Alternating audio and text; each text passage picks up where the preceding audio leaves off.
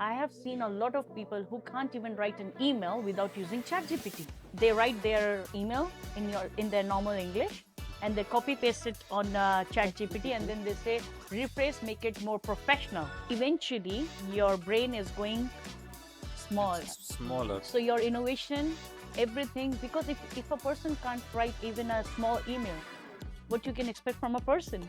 There are so many people that talk but don't walk the talk.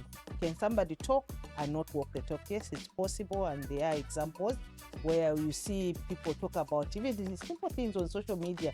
They talk about financial freedom and everything, but they're not Financially they're, free they're themselves. they're not financially free. You know, they give It's like which doctors will give you miracle money, but they don't have the miracle money themselves. They're doing it because they want to make the money. So you have to open your mind and see what's wrong and right for you. Sure. What is your purpose of posting your post over there? Is it for the likes or is it for real impact? So don't package your things or content according to people. Package your content according to what you want. According to your calling, what are you? What you what's your actually purpose? want. What's your What do you purpose? want? Not according to people, what they want to hear. What you want them to hear.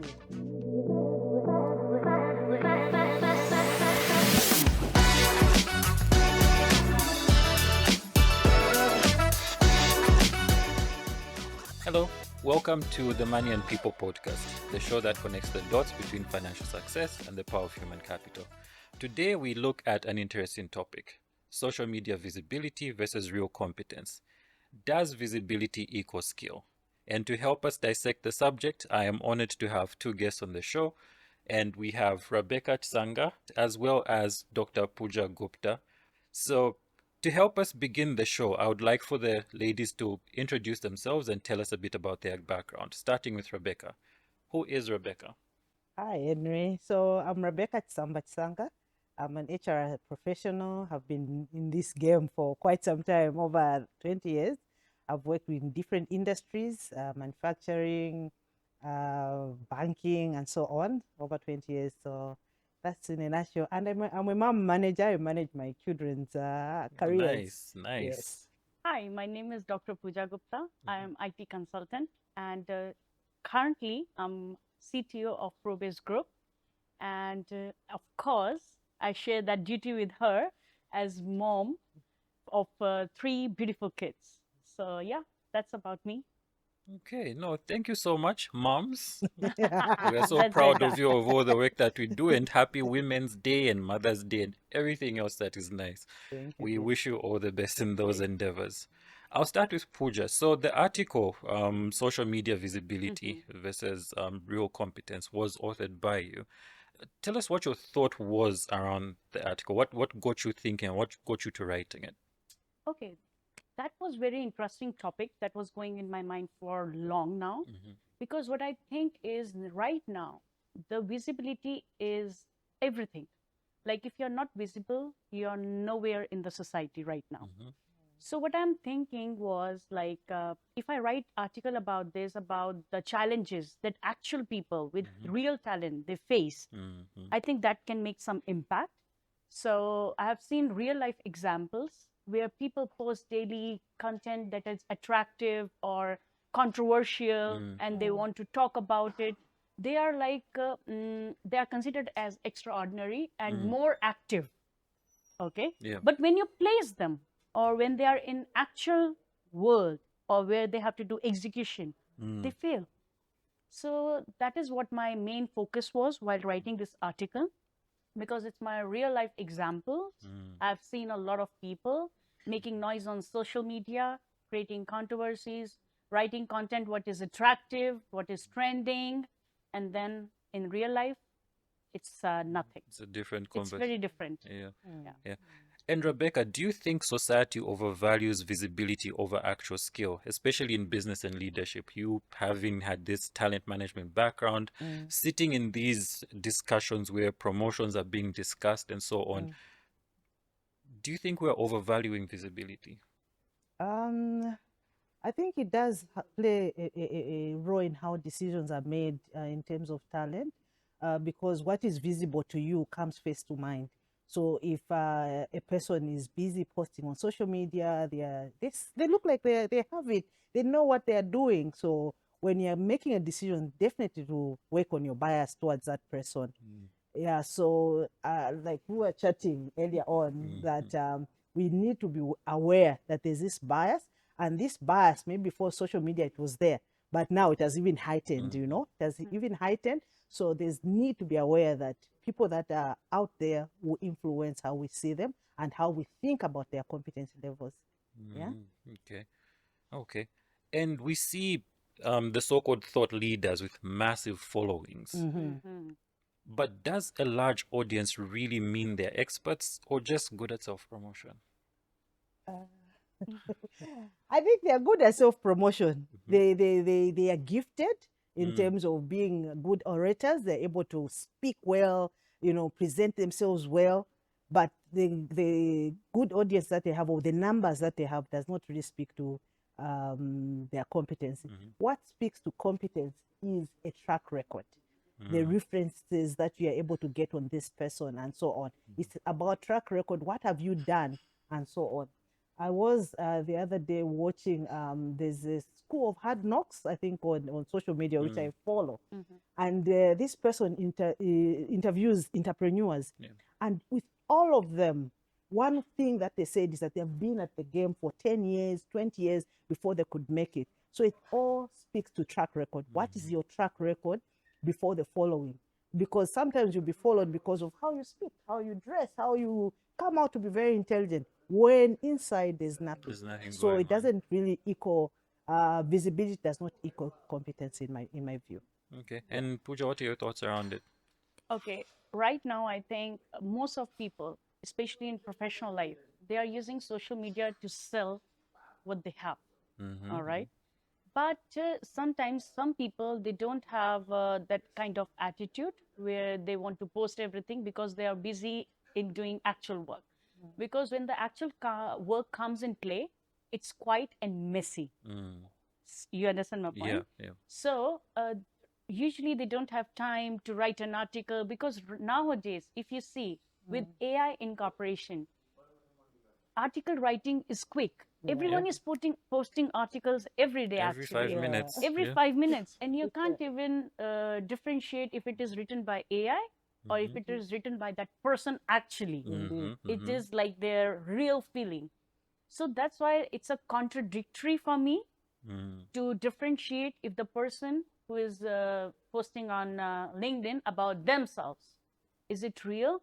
So that's why she mentioned that I will still see what that person actually delivered in real life. What are their peer reviews? What are their accomplishments? So it's a bit dicey, and she mentioned as well that it amplifies now. It's double up. Like, so it's very hard to identify who's real and who's fake. Yeah. So, but how do you then manage a boss who's then says, look, today I was on LinkedIn and this guy is always writing nice things, but you know them, there's no track record. They say the person would have gone, ChatGPT, or just, look, if you post things every day, you're going to become good at it. How do you then convince your boss to say, let's not just get them immediately, let us find out who they really are, and what do you need to do to bring that convincing act? Or if they're so convinced that they are good just based on their post, how do you convince them otherwise? Say, no, this person is not good enough. I think, in my view, we should still, as HR professionals, we should still rely on the traditional selection methods, because they go beyond just you speaking. And if your boss is convinced that this is the one, take them through the interview process and you'll be able to tell. I know in my experience, one of the things that we do in terms of a traditional selection method is to allow candidates to come and present. So when they do present and you start poking holes into their presentation, you can see that this person either just went to ChatGPT and downloaded this presentation, or they know what they're talking about. You can see the difference between somebody who has done and somebody who has downloaded that from ChatGPT. So I think, in my view, it's about going back to the basics, using the basics in the selection methods, and incorporating those, of course, with best practice around how to select individuals. And you'll be able to tell when somebody has done, somebody has got a track record, and so on. even reference checks, peer reviews are things that you can do to get to know what has this person really done. Are there recommendations that are coming from other people rather than your boss to talk about what this person has done or not? So I think for me, it's also something that you can do to check in whether there is competence or not. Yeah. Okay. Okay. Great. Did you have anything to add on? Yeah, I think I'll support that. Yeah. And also, like when you actually work with the person, in my understanding, within a month or so, Yeah. you will understand You know. that person has real value or it's just fake value. So I think testing out person is also important Yeah. because sometimes they are very sharp to come prepared Yes. for the presentations as well. Yes. Yeah. They Yeah. know everything. Like when a thesis person goes for Viva, they know everything about it. So I would say like as we have traditional method of probation period, it's the best time to test that person's skills. It's stress management and everything. So yeah, Yeah. I think I'll still go with the old practices and just to check the person in real life, what think- he actually knows. I think Doc has spoken like an HR person. Yeah. No. Clearly. where she's brought in the aspect of probation. Probation, yes, is a key thing that we do in our HR profession, which is something that we use to test.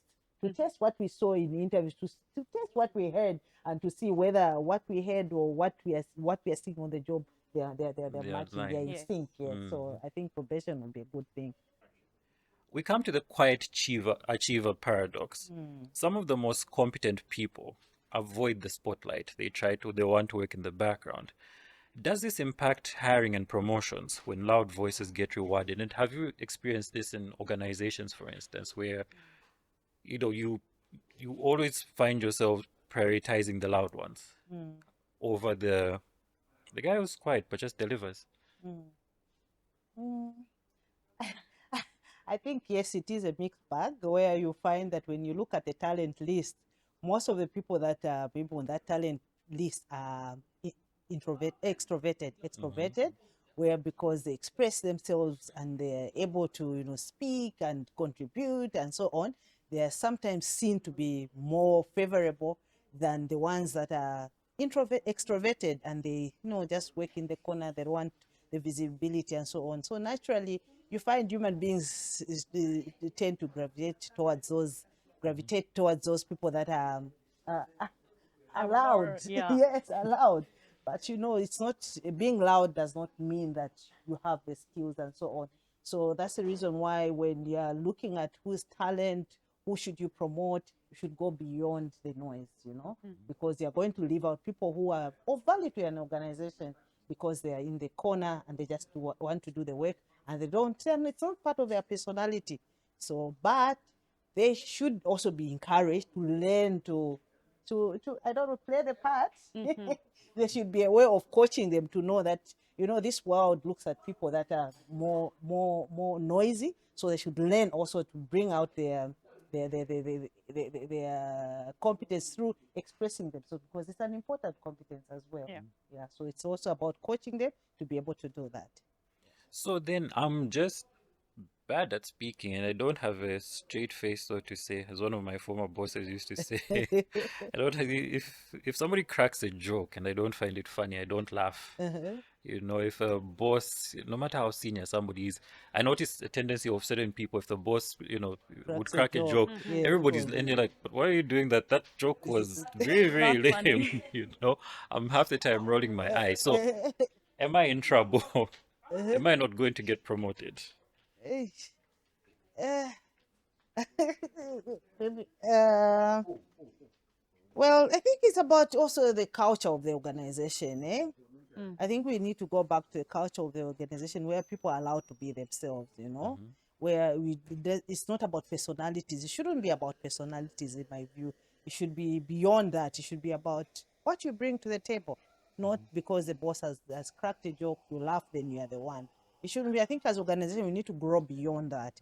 But I understand that there are currently organizations where it's about personalities, but those organizations will not thrive because they are basing their selection criteria on personalities. They will not thrive compared to people that organizations that have gone beyond and they have looked at it to say, no, it's not about your personality, but it's about what you bring to the table, what your contribution, what your productivity levels are like. I think I would like to add on that. Yeah. Uh, it actually depends on person to person as well. You understand? Like you never know what kind of boss you have. You understand? You need to understand him. He actually prefers work over battering. So that a person, uh, you need to hand it very diplomatically, I would say. It's not about you will lose the job, because work always speaks for yourself. Yeah. If you are good, you'll stay, whether you are laughing or not laughing.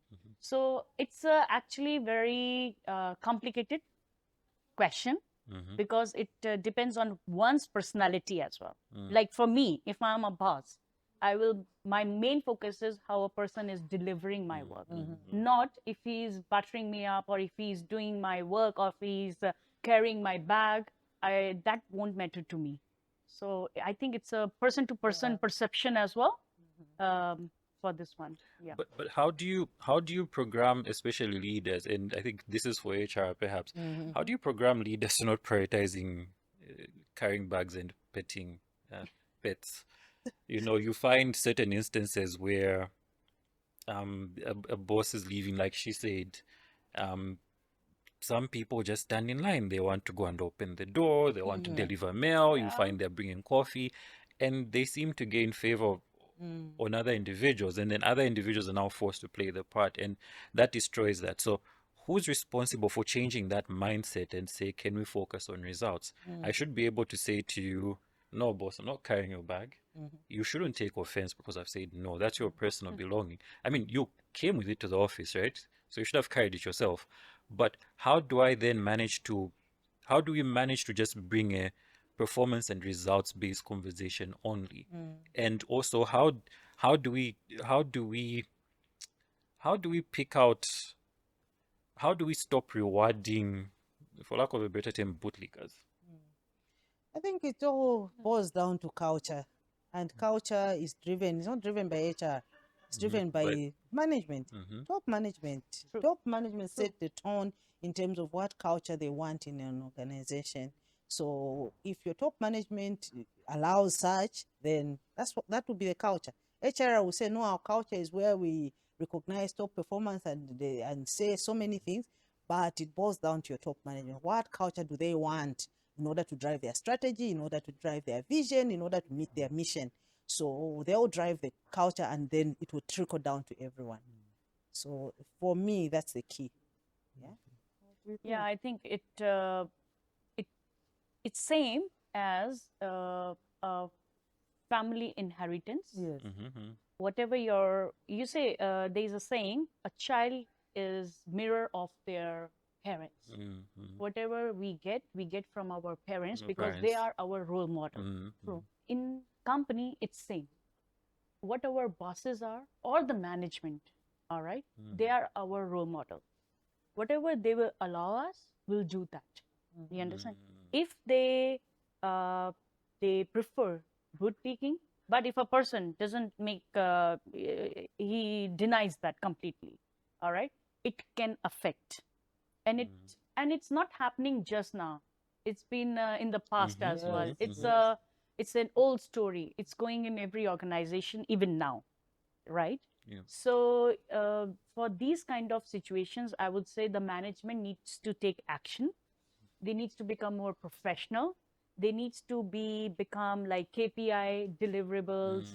They have to initiate such kind of initiatives that a person performance is measured by KPIs, how they are performing actually. And on the basis of that, you can evaluate a person if it is something which is relevant for the organization or not relevant.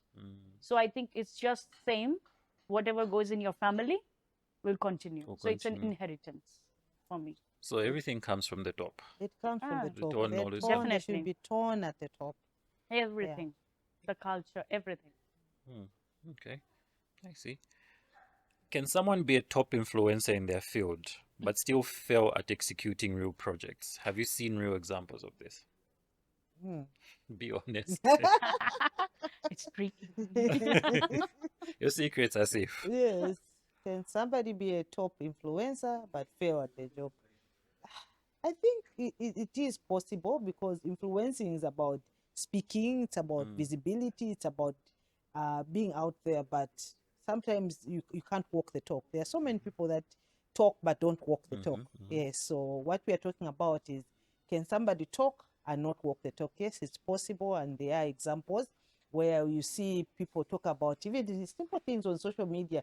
They talk about financial freedom and everything, but they're not Financially they're, free they're not themselves. they're not financially free. You know, they give It's like which doctors will give you miracle money, but but they they don't have the miracle money themselves. They're doing it because they want to make the money. So I think that's part of our society. We do have a sector of people, but also on the other hand, we have people that they talk about what they know, what they have done, what they have experienced, such that if you do what they tell you to have done, you will experience the same results. Yeah. So we do have a sector that talk about what they have done. okay. Yes, exactly. So there is always, I think, two sets of people. One, which is really valid. Some, they are invalid, but trying to become valid.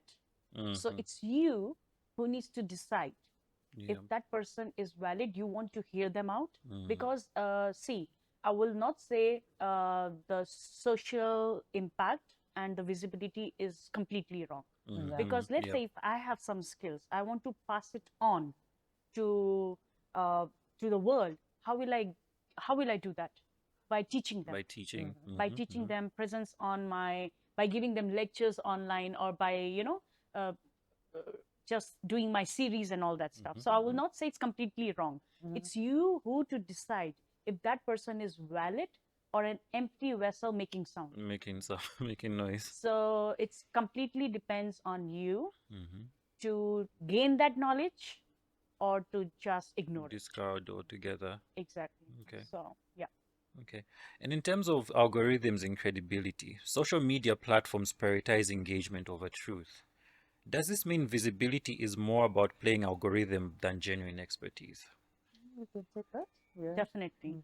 Definitely. If you have seen, even the social media platform, all right, they have introduced a new word, hashtag trending.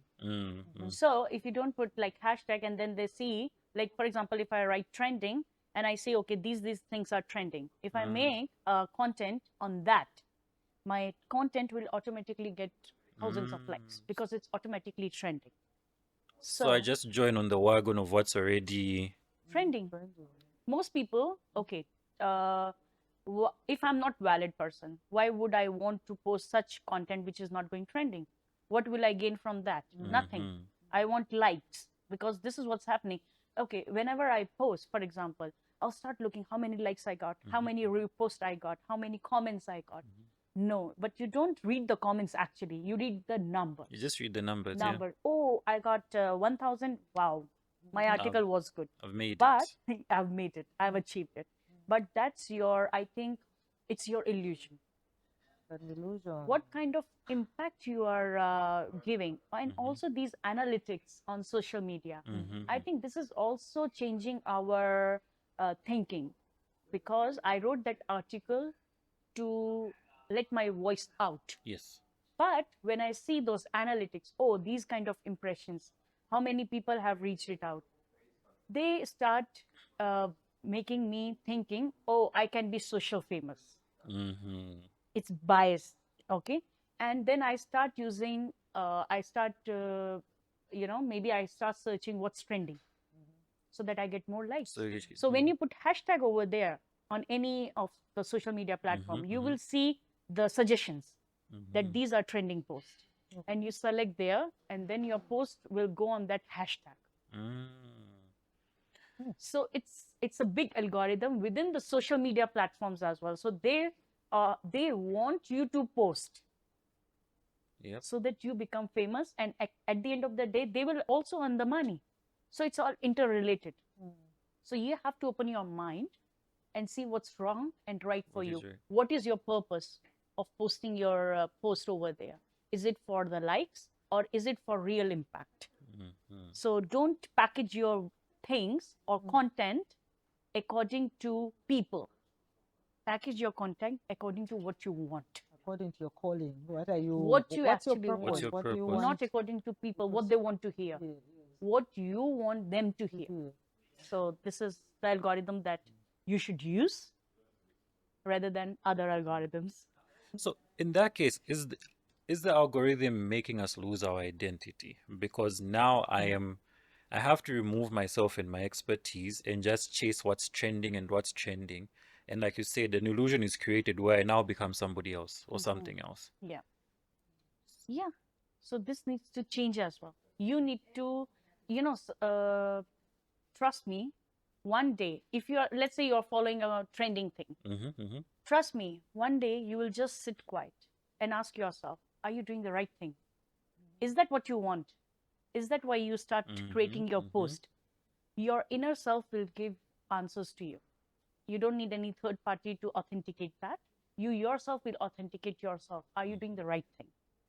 So when you get the answer, I think you should post content which really make impact, what you actually want to say out loud.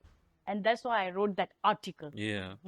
Because I've seen so many examples going around me, and I can see like people are getting trending, but they have very less execution capability. Me, I'm not that kind of person, as I told you as well, Henry. You're the most sought after consultant on the planet. So that's why I was like not annoyed, but I didn't like the idea of this happening, and I don't want to support that. So I used the same platform where those people were using to make out myself that this is not right, and I think this is my right as well to say what Yeah, I feel as definitely, well. So I definitely. think, yeah. Definitely. Rebecca, do you have any thoughts on that one? I think she's covered it all. Eh? So I'm asking myself the question. So is the likes that do the likes equal money? So does it mean that people do what is trending because they want money rather than what is genuinely, their interest to say, I'm going to post about this because I feel passionate about it, because I want my message to get across, or I'm going to post about this because it's trendy, so I get more likes so that I get paid more. due to Yes, my and likes, yeah. So sorry to add on this, it's a big business. I have like example of one of the show which my kids watch. Yeah. I got to know Is as it like, Miss Rachel? sorry, Is it Miss Rachel? no, it's another one. I forgot the name. There Not were like two Cocomelon. kids. They are all right. Can you imagine? The father was like sales executive. All right. So mother started making videos with their kids. All right. Let me show you. Let me tell you the whole impact as well. Yeah. Now, when they saw like they are making videos and they are getting likes and they are getting paid by these social media platforms like YouTube, the man of the family, he also left the job and joined them. All right. And Even a now, job. yeah, and now they are making millions of millions. All right. But have you ever imagined how busy their schedule is? The kids, they are not getting their actual childhood because they are busy making videos. Yes. They're They are becoming not child getting, stars. you understand? I'm not questioning them. And also, there's, if you have seen, Yes, you yes, have yes, seen yes. Yep. what kind of impact that guy is making. And it's all about likes, I think. Is it okay? Have you seen the content?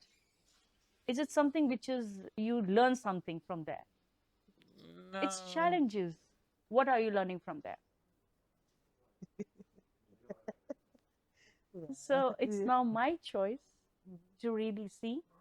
And now I think people are liking them because he got millions of, in just, I think 15 minutes, he got million views.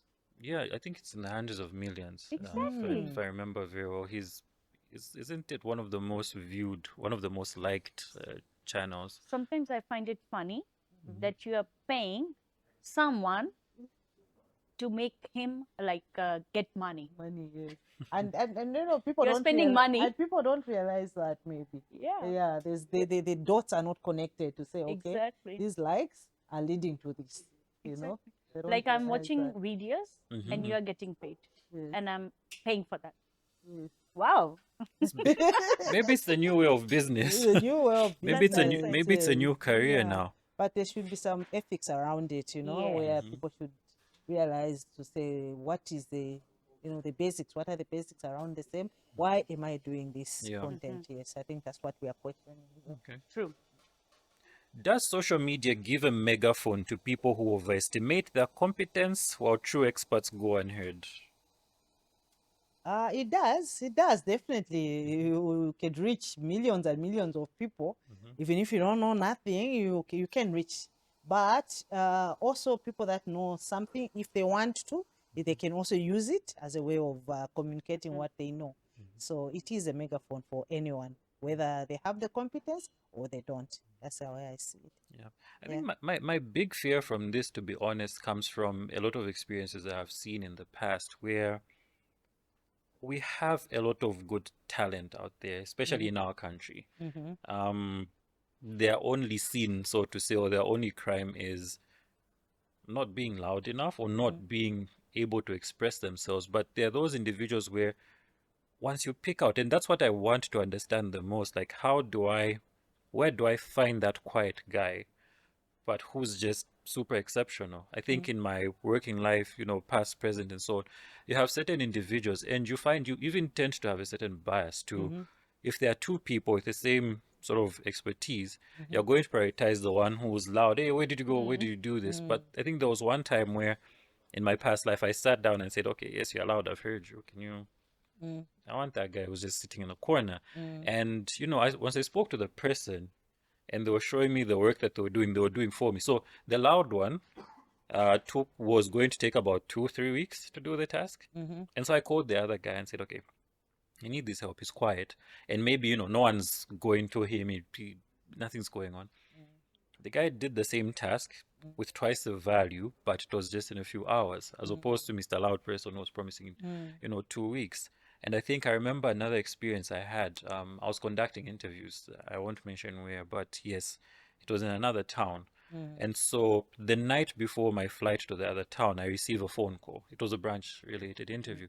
And somebody anonymously tells me, why are you as HR wasting your time? Why are you even coming here to interview? We already know who's taken the job. The hiring manager came and they said it's person X, and they've been making noise about that individual. So I said, I'm not aware of it. I'll still go ahead. So we get to the interviews, and that same person comes in who the manager was saying has gotten the job, and they were a good candidate. I'll give them that. And then you hear the manager saying, no, stop the interview. It's done. Let's move on. And I say, as HR, of course, you have to say things that nobody will have to say, and say, we have to see all of the candidates and give them a listening ear, fair ear. We're going to use the same scoring range. Then the last candidate came in. I remember she had just come from maternity leave. She was very quiet and all. After the interview, what was funny is the hiring team started shouting at me. I'm like, what's going on? Like, why didn't you tell us we have this talent in the company? I'm like, that's why I put them on the list to interview. The list you wanted to curtail because you had a favorite. And what was funny is that within a year, this person was promoted by the same manager to another role, which was a very, very rare thing to happen, because promotions would be like 2 years plus. But within a year, this person rose. And so why I even thought about this was to say, what can we do to give a listening ear to those people who can't speak for themselves? Okay. Why are we always blinded by loudness? Why are we always blinded by the person who's carrying my bag, who's telling me about nice things? And what is it that we can do to go back and say, you're very quiet, but I know you're superb, and bring them and make them superstars at the expense of the loud person? Okay. Yeah. So I think it's about being aware of the biasness. So what we do in my current company where I work, we train managers that sit on interview panels to be aware of some of the biasness that come as human beings. So when we are aware, we become more intentional to ensure that there's fairness in the selection process, to ensure that we look at people beyond the noise. Yeah. So I think for me, it's about the intentionalness. How intentional are you in putting aside your biasness and wanting to be more professional and wanting to ensure that you see that person who is not seen? Yeah, I think for me, that's the answer to us ensuring that we give them the voice and we give them the mic and we say we are seeing you and we are giving you this opportunity to express yourself. Okay. Yeah. And you, as not an HR person, but sounding a lot like HR, what wisdom would you give as the person who's being advised by HR? Because I mean, myself and Rebecca are HR, so would Yeah. give that, trained and learning thing. But we're serving you, who's the business owner. Mhm. How can we serve you better to be able to pick the right people? Don't judge a book by its cover. Yes. Yeah. So I will not say all the loud people are bad Yeah. or they are not competent. It's about, I will again say, like, get them through a level of selection. First, select their communication skill as well, because as the loud person can be triggered as like I can rephrase it as good public speaker as well. Mm-hmm. You understand my point? Yeah. But it's all about, from my understanding, it should be execution of what the skills you have and what you have delivered in the past. What is your actual work? Have you made any impact In your actual work. in your actual work? Mhm. So I think that's what my main point will be, because I want my work done rather than just making noise, making controversies, making whatever. At the end of the day, I want my work, because that is how uh, my organization is going to make money or to progress and all that stuff. But I think the trend is changing a bit now. It's a bit changing now, a lot actually, with so many tags, with so many mentions. So actually, I would say that organizations are also preferring person to bring on board who already has a following on the social media, because at the end of the day, it also adds up value to the organization as well, because they are bringing free visibility. So if I recruit a big name with a Mhm. big following, then my company, if I tag my company all the time, everybody will You become curious inherit. It's of a a sudden. free following list or file of people which is coming additionally to your To your company. company, yes. Can you buy a following? So if I have a YouTube channel and it has 1 million followers, Yes. can your company just buy it off of me and then, you do your free publicity? Can you buy my followers? Uh, if you tag me, all right, and if you are really famous, Mm. all right, so there is algorithm which these social media uses. They come on, and if you are a constant poster as well, you constant post, it will come on your feedback also. Mm-hmm. You have seen, huh? Yeah. And uh, there is some companies out there in the market. They can create fake following for you. Oh. You know that? I can do that? Yes. Are you serious? Yes, by giving them money, they can create free followers. You know, the collaborations that happens, Mm-hmm. it also brings you free followers. Let's say if you have a good following and I'm just starting my new own page, all right? I will collaborate with you. I'll automatically get, because I will tag you as well when I'm doing a collaboration, Yeah. correct? I will get a free following from you. And there are companies out there, the marketing companies, the digital marketing companies, who can buy followers for you. Wow. Wow. And in just one night, uh, you can become famous. And I have real example for that. And the court case is going on because he bought followers from a company. Wow. Okay, tell me one thing. Like if I have a company and I employ people, you just have to follow a page and I will give you money. People will do that. Do that. It's a free money. You know how I look at it, Henry? I look at it from a perspective of we always say your network is your net Net worth. worth. Yes.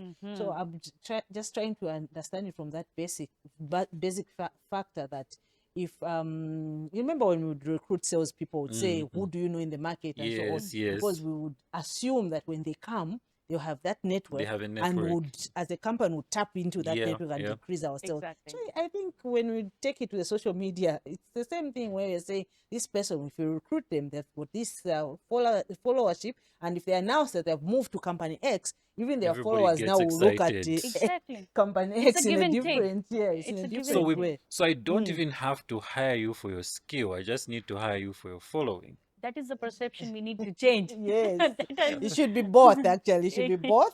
You have the skill and you have the followership. Then But yes, if my company needs followers, do I really care about what you're capable of doing? But also in that case, then will the relationship really be sustainable? Because once I tap into that, what use do I have for you? yeah, you're right. I think because at the end of the day, there's a job to be done. In the There is a job to be done. So if I hire you, yes, I have your followers. But if you come in and you're not able to do the job, I'll get rid of you. But it can work against you, I think, because what if I get rid of you? What are you going to say, which might tarnish my brand about us? I get rid of you. You might go and say things, and you know how it is social media. they'll Quickly, believe they the will believe, yeah, victim, the so to say. victim, yes. Yeah. So it can work for or against you. Yeah. Running a company is difficult, isn't it? Nowadays, you can say that. It's not for the faint-hearted. No, Definitely, no, it's no. not It's for the clearly very, faint-hearted. very Yeah. difficult. Are we killing our real innovation and productivity by following hype and following? Mm. Are we killing our innovation? Mm. Mm. Hmm.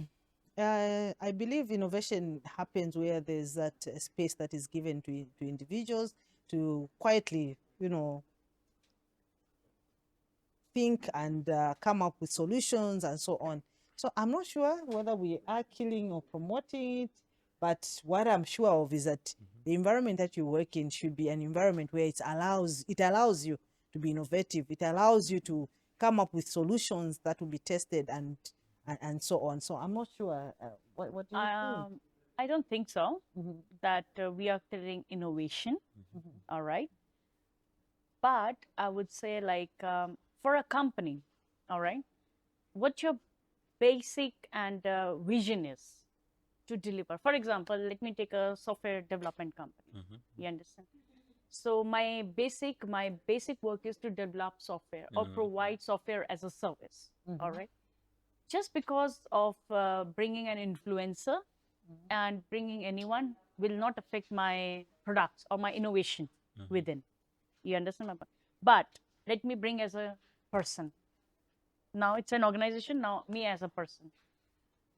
AI is killing people's innovation. True. Understand my point? Yeah. Yesterday I was watching a documentary about Egypt pyramids. Like they were finding out how a mankind is able to build that kind of structures.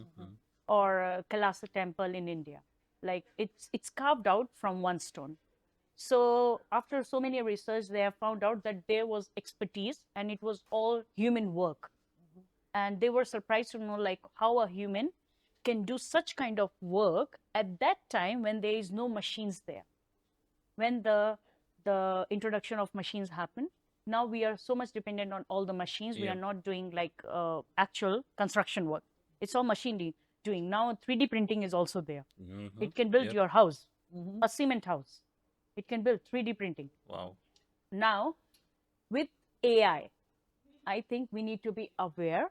We can make use of it as a human, but just be aware because it is going to kill your innovation. I have seen a lot of people who can't even write an email without using ChatGPT.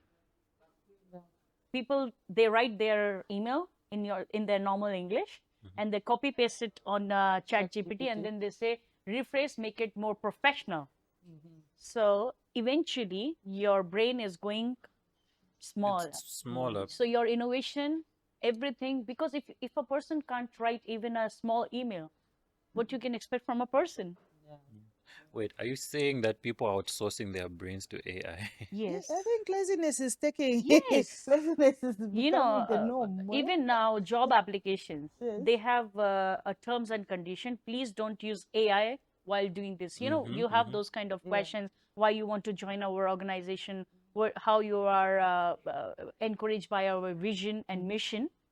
people, they just post Mhm. and they say answer for this particular organization, and ChatGPT, and you Gives- can limit your words as well. Mhm. So what, as a job application person, what's my intake in that? Mhm. What am I thinking in that? Mhm. Why I'm joining that organization? Everything is gone. So it's my, I think, next topic, how AI is overtaking not only our ev- the human work, but Mm. also human brain. Human brain. I think it would be a very, very nice topic. I think it would be a very nice one because now I can even see it in my work when you're looking at, for Yes. instance, emails, communications. Appreciate, yes. You can actually Yes, tell that this tell went this, through yes, this ChatGPT, went through ChatGPT. You yeah, can actually it tell Tell. yes. a properly written letter, Mm, something written by the mm, person and it's mm. authentic, and something which just went through ChatGPT. Even in interviews, Henry, me who's been interviewing for over 20 years, I can see the difference. When I compare the responses from candidates Mm-hmm, 20 mm-hmm. years back or 10 years back and now, I can see similarities in how candidates are approaching interview questions. We can see that they maybe did try some chat GPT and these are the answers. And some of them, you'll find that you're asking them questions, but because they rehearsed in a certain way, they want to answer how, They you know, get they, stuck. yes, Structured, Yeah, yes, yeah. perfect, professional. yes, yes, You understand? It's not yeah. directly coming from the heart, I can say. It's not that person. Unfortunately, that's what you are looking for in a company. You're looking for heart. You're looking So for the creatives. creativity, Even the yes. even the even the mistakes in a letter. Sometimes you just want to see that, but you find certain things are so perfect, and you're like, this is very, very fake. And I remember one time, I don't know if I've said this before, we had recruited quite a number of individuals at one of my workplace. And so we were emailing contracts and say receive contract, acknowledged by response. We sent out about between 70 and 90 contracts. It was a mass hire. The funny thing was the responses we're getting, I could have counted about 15 to 20 email responses, which were exactly the same word for word. It's Ah, like they all just got the yeah, contract or how do whatever, put it in their chat GPT and they say, give a response to the HR person. I could have counted exactly the same. And I'm thinking, where are we going? Yeah. Like, what's making you stand out from the next individual? Because we're now almost just becoming one person and just saying, what differentiates you from the next from the person if next you're just person? going to just type things and let AI do it for you? We might as well recruit AI. And I'm guessing that's what's happening now because That's what's happening, that's and what's that's going to happening. happen. Yes. Because now there's a bigger case for just saying, look, why should we get this person who's doing this when you can just remove them from the equation and just let AI You do don't it? have to train them, and then they will not leave the company as well. And they don't demand certain things. Yes, So, Yeah. you yes. have 24/7 supply of an So, employee. yes. They're not asking for work-life balance and True, and, true, and, true, and true, that sort true. of thing. I Yeah. think it's connected as well. You have seen nowadays on LinkedIn, it's an increase of newsletters. Mm-hmm. Everyone, wherever you get a connect, there is a newsletter Yes, request Yes, comes yes, in. subscribe. yes, yes. Yes. Why it's happening? How can a people has so much time to Right. do that, right? Mm-hmm. Article takes a lot of research because you are Yes, it giving does. facts there. Yeah. But right now, why it's so common, why it's so quick, and why it's so easy to do? Because of AI. People are writing. You see the format as well. You will You can understand. tell. Yeah, yeah, you can tell. So Yeah. yeah. Yes, we're going into interesting times, to be honest. And as AI generated content and deepfakes rise, will it become even harder to distinguish reputation and real ability? I would say yes. I would say it will become harder because people are now fake it until you make it. Uh-huh. Is it to fake it until you Yeah. make it? So they would rehearse what they have gotten from AI, ChatGPT, and so on. And then, so when they come through and say, this is what I know, you wouldn't be able to distinguish whether they really know it, whether it's really coming from track record and so on, because they're saying it and you believe it. So, So then, taking from that, mm, should we then change the law on probationary period from 3 months to say 6 months or something to see the real you? yeah. Because we've onboarded a lot of AI persons, And I mean, you can fake for the first 4 months, but it's really unsustainable. At some point to begin to show. So from a legislative perspective and the company policy perspective, should we continue having probation? And is the recommended 3 months sufficient, or do we want to then have more time to be able to see for ourselves who's real and who's fake? I think 3 months is fine. Remember, you can always extend to another 3 months. Yeah. So technically, we have 6 months. Yeah, we do, because if 3 months you're not sure, you can always extend, because we don't want to disadvantage the ones that are real. And yeah, Because so it might be frustrating to the ones who are real to say, why are you still observing me for this long? when Yeah. I've proven myself in the first 90 days, you've shown what I bring to the table. So I would say we can leave it as it is, but let's make use of the extension of another 90 days to see if somebody has what it takes to deliver on the job. So the job for AI now, for HR now is to be more involved in the business. More involved in the business, be more intentional, and also just to ensure that they are coaching the managers, coaching the leadership on how to be more intentional. Yeah. Okay. And your Yeah. thoughts, Pooja? Yeah, I think HR comes in big role.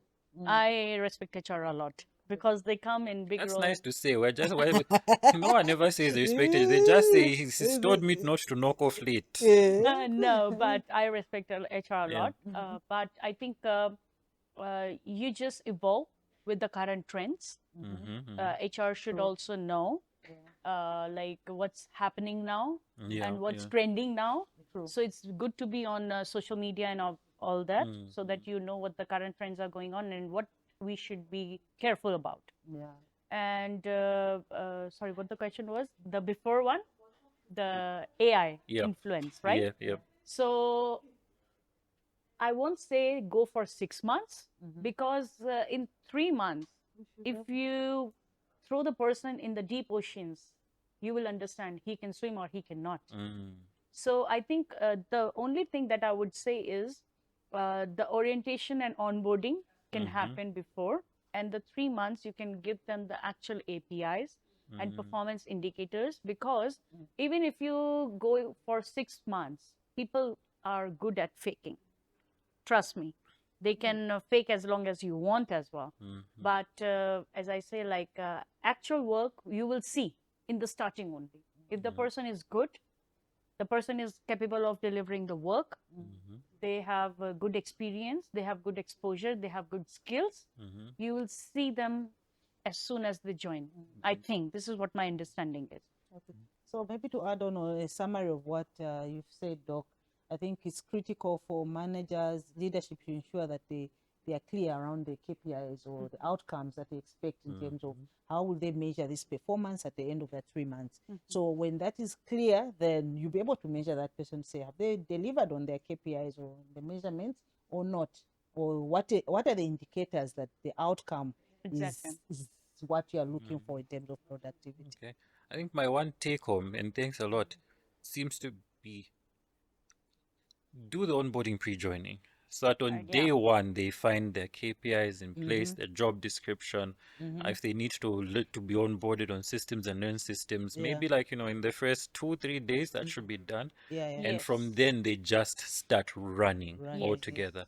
And then I'm guessing there will also be importance for regular check-ins, maybe on a monthly basis, to check in with the individual and the manager just to see what's happening, True. what changes we can make. True. Okay. Yeah. Yeah. All right, great. What's the one thing that viewers should do differently when judging who to trust or hire in an age of manufactured reputations? For me, it's track record.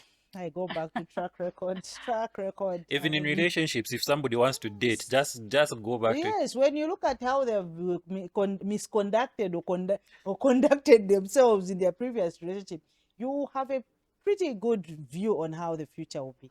Do you have a template for relationship reference? We have templates for employment reference everything, checking. yes, So yes. now we need for relationship reference checking. Yes, you'll be able to how they have conducted themselves. Facts never lie. Yeah, that's true. Numbers, facts never lie. It will tell you a bit of how the future will look like. Yeah, I think for me it's about the track record. Don't ignore that. Don't ignore that. Yeah, actually, yeah, I would just say that as well. The track record, what they have actually delivered, because what is delivered is actually seen. Yes. What kind of impact they have made in their previous organizations or within themselves as well, not only professional front, personal front as well. Because when you are doing reference checking, if you want to know a person, I think people usually go for professional Yes. references. Yeah, I always yes, say yes. go for personal as well. But how do you find that? So, and I mean, it's close to me because I mean, in recruiting, I have to do reference checks, and usually my references would be professional references. Where do I find Personal. the personal? Whenever you are asking for Yeah. reference, ask for maybe 3 professional or maybe at least 2 personal, so that you got to know. Of course, nobody will come to you and say that person has broken up with me because of this and that and that. Nobody will come. But Some actually, do though. okay, okay. So, but you will get to know how a person is, because I think, in my understanding, a person should have skills, but the person should have good attitude as well. The Yeah. person should be kind. Yeah. The person should be behavior, the generous. values, The yes. person should be able to accommodate the person, because not everyone is like you, or not No. everyone is educated like you. Maybe you're sharp, but other person can be sharp. You understand?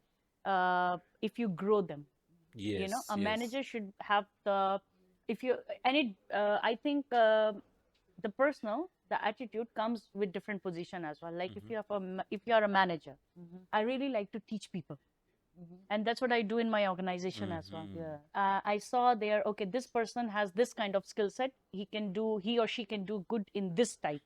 I mentor them.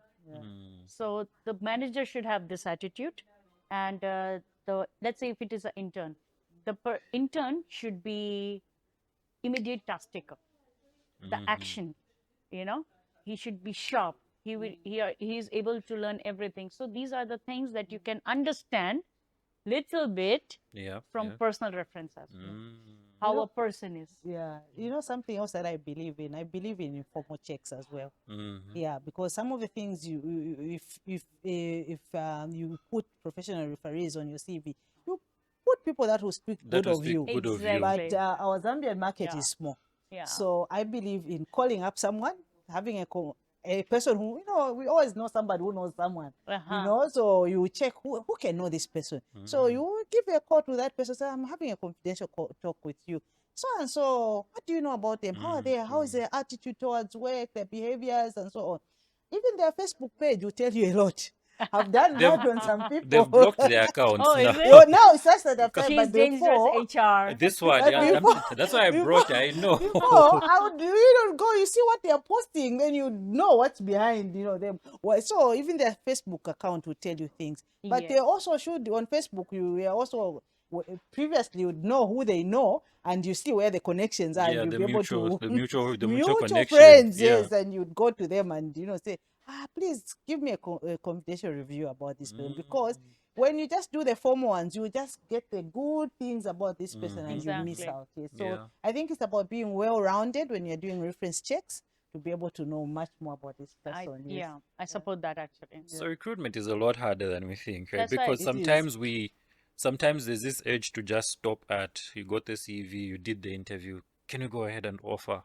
But it seems there's a whole lot more that's involved, because yes, True. somebody will give you a good interview like we've learned here, but speaking is sometimes the skill people research. It is. But I think the reference is also important, and I like the part where you talked about the informal bit as well, because the Yes. formal, you tick certain boxes, and you're not going to, unless this person just doesn't like you. But usually, no, very few people will say negative things about you. But if you go the informal route with a mutual connection, but what does that also do for things like privacy, for instance? You're talking about a person without their consent. Should you secure their consent to say, I'm going to speak to people you haven't listed, Yeah. and say, are you okay with it? Yeah, I think you should. You should definitely be able to say, okay, we will speak to other people rather than the ones you've what. And then also, when you do get that information, you see how you can channel it in a formal way, in how you can now maybe ask the right questions. It will enable you to ask right questions when you're talking to the formal referees. Yeah. Okay. Yeah. Okay. No, that's really a huge learning point. Do you have any closing remarks for our viewers? Yeah. I think for me on this topic, it's been an eye opener in terms of, like, I think something that she mentioned around just ensuring that as HR people we are aware of the new trends, what's happening, and so on, so that we pursue how we identify who's talent, who's not talent, who's competent, who's not competent, away from the noise that people might make. And for me, like I've said, it's around the track record. What track record are you building as a social media influencer, or as you are building your social media pages, and so on. All right. Yeah. So I would just say, keep yourself real, because this is this is what your selling point is. Mm-hmm. And I would say the visibility can open your doors, Yes. but to keep it open, you have to be skilled.